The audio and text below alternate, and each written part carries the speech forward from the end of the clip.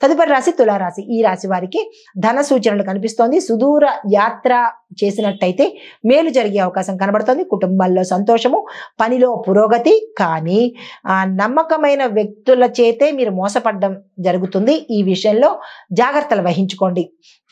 అయితే ఆరోగ్యపరంగా చూసుకున్నట్టయితే కనుక బీపీ పెరిగే అవకాశము, రక్తానికి సంబంధించినటువంటి రుగ్మతలు వచ్చే అవకాశం కనబడుతోంది. జాగ్రత్తలు తీసుకోండి. పరిహారంగా చంద్రుడిని దర్శించుకుని ఆ తెల్లవారుజామున సమయంలో అంటే సూర్యోదయానికి ముందు, సూర్యాస్తమం తరువాత చంద్రుడిని దర్శించుకుని ఓం సోమాయ నమః అనే మంత్రాన్ని చదువుకుని 5 సార్లు పాలను నివేదించినట్టయితే కనుక మంచి జరిగే అవకాశం కనబడుతోంది. కలిసి వచ్చే రంగు గులాబీ రంగు. తదుపరి రాశి వృశ్చిక రాశి. ఈ రాశి వారికి సూర్యుడు బుధుడు మీ రాశిలోనే సంచారం చేస్తుండడం వల్ల కొత్త ఆలోచనలు, కొత్త నిర్ణయాలు తీసుకోవడానికి రావడానికి అనుకూలంగా కనబడుతోంది. ఉద్యోగంలో గుర్తింపు, ఆర్థిక లాభాలు కనబడుతోంది. అయితే వాదనల నుండి కొంచెం దూరంగా వెళ్లే ప్రయత్నం చేసుకోండి. కోరి సమస్యల్లోకి వెళ్ళకండి.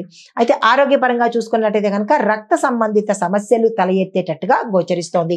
పరిహారంగా శివలింగానికి బెల్లంతో అభిషేకం చేసుకున్నట్టయితే కనుక మంచి జరిగే అవకాశాలు ఎక్కువ కనబడుతున్నాయి. మీకు కలిసి వచ్చే రంగు ఎరుపు రంగు. తదుపరి రాశి ధనస్సు రాశి.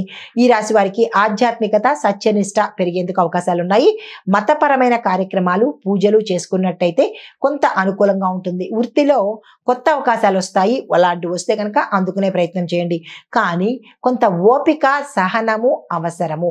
అయితే ఆరోగ్యపరంగా చూసుకున్నట్టయితే కనుక ఎటువంటి అనారోగ్య సూచనలు లేవు. సాధారణంగానే ఉండబోతోంది. అయితే పరిహారంగా మంగళవారం రోజు ఈ రోజు మీరు హనుమంతుడి ఆలయ దర్శనం చేసుకుని సింధూరంతో కనుక మీ పేరిట పూజ చేయించుకున్నట్టయితే కొంత మంచి జరిగే అవకాశం ఉంది. కలిసి వచ్చే రంగు పసుపు రంగు.